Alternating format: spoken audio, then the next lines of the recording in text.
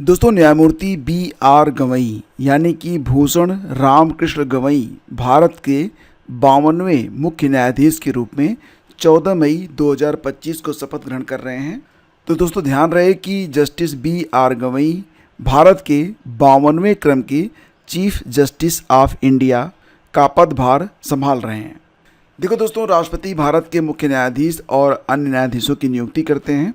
इसका जो वर्णन है ये अनुच्छेद 124(2) में मिलता है, यानी कि भारतीय संविधान के अनुच्छेद 124(2) में इस बात का उल्लेख है कि राष्ट्रपति भारत के मुख्य न्यायाधीश और अन्य न्यायाधीशों की नियुक्ति करेंगे। दोस्तों ध्यान रहे कि भारत के 51वें मुख्य न्यायाधीश न्यायमूर्ति संजीव खन्ना जी 13 मई 2025 को रिटायर हो चुके हैं। 13 मई 2025 को रिटायर हो चुके हैं भारत के 51वें क्रम के चीफ जस्टिस ऑफ इंडिया।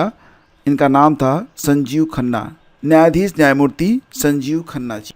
तो फ्रेंड्स, मुख्य न्यायाधीश की जो दायित्व और भूमिका होती है, आइए इसके बारे में चर्चा करते हैं। पहला बिंदु है कि मुख्य न्यायाधीश ये प्रशासनिक कार्यों की देखरेख करते हैं, जिसमें सुप्रीम कोर्ट की कार्रवाई, न्यायाधीशों की नियुक्ति, पीठों का गठन और कर्मचारियों की व्यवस्था शामिल है। न्यायिक अनुशासन बनाए रखने के लिए मुख्य न्यायाधीश ही जिम्मेदार होते हैं।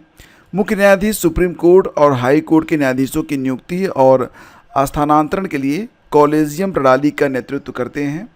अगला बिंदु है वो सर्वोच्च न्यायालय के 4 वरिष्ठतम न्यायाधीशों के साथ मिलकर निर्णय लेते हैं। देश के संवैधानिक, सामाजिक व राजनीतिक रूप से संवेदनशील मामलों में चीफ जस्टिस ऑफ इंडिया नेतृत्वकारी भूमिका निभाते हैं, जैसे कि अनुच्छेद 370, चुनावी बांड, आरक्षण नीति, धर्मनिरपेक्षता और अन्य मामलों में।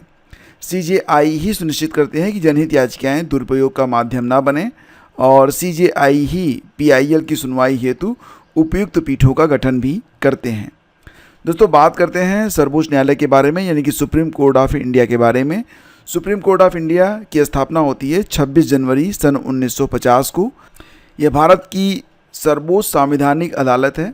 सुप्रीम कोर्ट की रचना, शक्तियां और कार्यभार ये भारतीय संविधान के अनुच्छेद 124 से लेकर 147 तक में दिए गए हैं।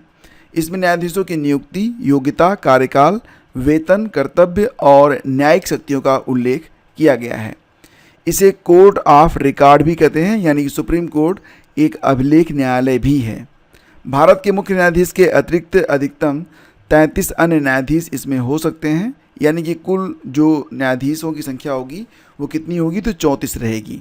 इसमें मुख्य न्यायाधीश प्लस जो अतिरिक्त न्यायाधीश होते हैं उनको जोड़ के 34, तो मुख्य न्यायाधीश और 33 अन्य न्यायाधीश होते हैं सुप्रीम कोर्ट में।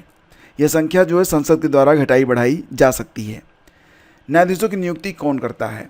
तो फ्रेंड्स, न्यायाधीशों की नियुक्ति भारत के राष्ट्रपति के द्वारा की जाती है, जो मुख्य न्यायाधीश की सिफारिश और कॉलेजियम प्रणाली के अंतर्गत होती है। सुप्रीम कोर्ट भारत की अंतिम अपीलीय अदालत है। यह उच्च न्यायालयों से दीवानी, आपराधिक और संवैधानिक मामलों में अपील सुनती है। अनुच्छेद 132 से लेकर 136 तक सुप्रीम कोर्ट की अपीलीय शक्तियों का वर्णन मिलता है। अनुच्छेद 32 के तहत कोई भी नागरिक अपने मौलिक अधिकारों के उल्लंघन पर सीधे सुप्रीम कोर्ट में याचिका दायर कर सकता है।